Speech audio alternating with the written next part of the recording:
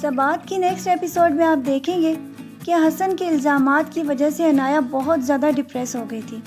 کیونکہ جس طرح سے اس نے اس پر الزام لگایا اور اس کی بہت زیادہ انتھک محنت کے اوپر اس نے نہ صرف اس کے کریکٹر کے اوپر الزامات لگا کر اس کو ذلیل کیا، بلکہ یہ بھی ثابت کر دیا کہ وہ بہت بری لڑکی ہے۔ عنایا تو بیچاری دن رات انتھک محنت کر کے اپنا مقام بنا رہی تھی،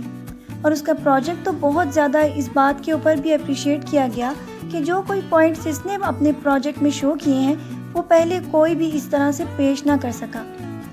یہ ساری باتیں تو حسن کی سوچ سے بالاتر ہیں۔ وہ تو صرف وہی باتیں اس کے سامنے کرتا گیا تھا جو کہ اس کے دوست عاطف نے اس کو سمجھائی تھی۔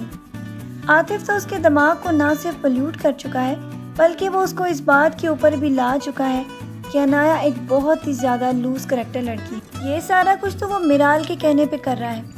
تاکہ بہت ساری مراد اس سے لے سکیں، اور ساتھ ہی ساتھ وہ اس کو یہ بھی کہہ چکا ہے کہ میں بہت اچھے ہاتھوں میں ہوں۔ کتنا خودغرض انسان ہے یہ، حسن کی زندگی کو برباد کر کے اپنی زندگی میں خوشیاں ڈھونڈ رہا ہے، اور وہ تو یہ چاہتا ہے کہ کسی طرح میرال سے اور زیادہ چیزیں اور پیسے بٹور سکے، لیکن وہ اس بات سے انجان ہے کہ جب میرال کو اس کی ضرورت نہیں ہوگی تو وہ اس کو مکھن میں سے بال کی طرح نکال کر باہر سائڈ پر پھینک دے گی، کیونکہ وہ تو بہت زیادہ بزنس مائنڈڈ ہے اور وہ اپنے مقصد کے لیے لوگوں کو استعمال کرتی ہے۔ جب اس کا مقصد پورا ہو جائے گا تو اس کے بعد عاطف کی وہ وقت اور وہ ویلیو نہیں رہے گی، کیونکہ جب تک حسن کو یہ باتیں معلوم نہیں ہوں گی تب تک تو وہ اس کی بہن کے کام آتا رہے گا۔ جبکہ آپ یہ بھی دیکھ چکے ہیں کہ میرال کو اس کی دوست سے یہ پتہ چل چکا ہے کہ حارث اسے جھوٹ بول کر کلینک چلا رہا ہے۔ یہ ساری باتیں جان کر وہ حارث کا جینا حرام کر دے گی، لیکن ابھی تو وہ بہت خوش تھی کہ اس کے پاس اس کا بھائی حسن آ چکا ہے، اور عاطف کو بھی اب اس نے اس کام کے اوپر لگا دیا ہے کہ کسی طرح حسن کو اس بات کے اوپر راضی کرے کہ وہ عنایا کو طلاق دے دے۔ لیکن حسن تو اب بالکل بھی عنایا کا ذکر بھی سننا پسند نہیں کرتا، لیکن عاطف اپنی بھرپور کوشش کر رہا ہے کہ کسی طرح اس کو منا لے، کیونکہ یہی باتیں منانے کے بعد ہی تو وہ حسن کی طلاق کروا کر اپنی زندگی میں اور زیادہ انسینٹیو لے سکتا ہے۔ لیکن حسن تو اس بات پر آ ہی نہیں رہا،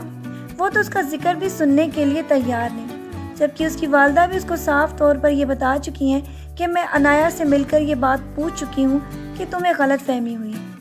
جبکہ حسن ان کی بات سننے کے لیے بھی تیار نہیں، وہ تو بس وہی کر رہا ہے جو کہ اس کو عاطف نے بتایا۔ جبکہ حسن کی امی تو یہ بھرپور کوشش کر رہی تھی کہ کسی طرح وہ اس بات کے اوپر آ جائے کہ ان کے ساتھ چل کے عنایا کو واپس لے آئے، لیکن وہ تو عنایا کی شکل بھی نہیں دیکھنا چاہتا۔ جبکہ عنایا کی والدہ بھی اس کے ساتھ بہت زیادہ پریشان ہے، کیونکہ وہ تو کبھی یہ سوچ بھی نہیں سکتی تھی کہ اتنی محبت کرنے والا حسن اچانک اس طرح اس پر الزام لگا کر ان کی بیٹی کی زندگی خراب کر رہا ہے۔ عنایا تو وہ فیصلہ کر چکی تھی کہ آگے جا کر وہ حسن کو یہ بتائے بنا کہ اس کا بچہ ہو چکا ہے وہ اس سے کھلا لے لے گی۔ بچہ تو دنیا میں ابھی آیا بھی نہیں، لیکن وہ تو اپنی پلاننگ بھرپور کر چکی تھی۔ اس کے والد کی طبیعت کی خرابی کی وجہ سے وہ ابھی تک ان سے اس بات کا ذکر نہیں کر پا رہی تھی، لیکن وہ جانتی تھی کہ بچے کے ہونے کے بعد وہ حسن سے کھلا لے لے گی۔ یہ باتیں تو اس کے مائنڈ میں چل رہی تھیں،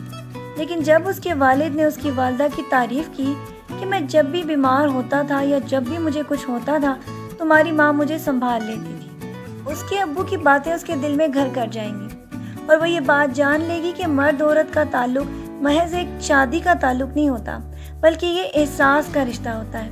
اگر دونوں کے اندر احساس اور ایک دوسرے کا خیال ختم ہو جائے تو اس کے بعد یہ رشتہ ہی نہیں رہتا، اور ایک دوسرے کی غلطیوں کو معاف کرنے کے ساتھ ہی یہ رشتہ پائیدار اور مضبوط ہو جاتا ہے۔ یہ سبق تو وہ اپنے والد کی باتوں سے لے چکی تھی، اور اس نے یہ ڈیسائیڈ کر لیا تھا کہ وہ حسن سے خلا نہیں لے گی، بلکہ اسے وقت دے گی تاکہ وہ اسے اپنی غلطی کا احساس ہو سکے۔ کتنی زیادہ غلط بیانی کر کے اس نے اس پہ الزامات لگائے تھے، جبکہ حسن کی بہن میرال اپنا گھر اپنے ہی ہاتھوں سے برباد کر رہی ہے۔ حارث کے کلینک پر اس دن جا کر اس نے یہ بات ثابت کرنے کی کوشش کی ہے کہ میرے ساتھ اوور سمارٹ ہونے کی ضرورت نہیں، میں تمہاری ساری باتوں کے اوپر نظر رکھے ہوئے ہوں۔ حارث تو اس گھٹن کا شکار ہونا ہی نہیں چاہتا،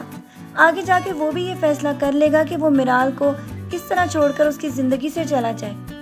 اس نے تو اس کو ترس کھا کے اس کے ساتھ شادی کی تھی کہ وہ شاید بدل جائے گی،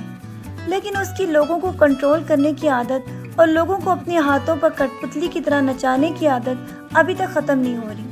وہ تو صرف یہ چاہتی ہے کہ ہر ایک کی زندگی کو اپنے ہاتھوں سے کنٹرول کر سکے۔ بھلا کبھی کوئی انسان کسی کی زندگی کو اس حد تک کنٹرول کر سکتا ہے؟ کوئی بھی انسان اس بات کو برداشت نہیں کرے گا۔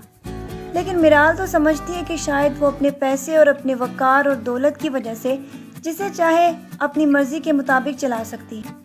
ہاں، البتہ عاطف جیسے لالچی اور خود غرض لوگ ان جیسے لوگوں کے ہاتھ کٹ پتلی بن سکتے ہیں۔ آپ کو یہ پرومو کیسا لگا؟ اپنی رائے سے ہمیں ضرور آگاہ کیجیے گا، اور مزید ڈرامہ پروموز کے لیے ہمارا چینل دیکھتے رہیں۔ اپنا ڈھیر سارا خیال رکھیے گا، بہت ساری دعاؤں کے ساتھ۔ اللہ حافظ۔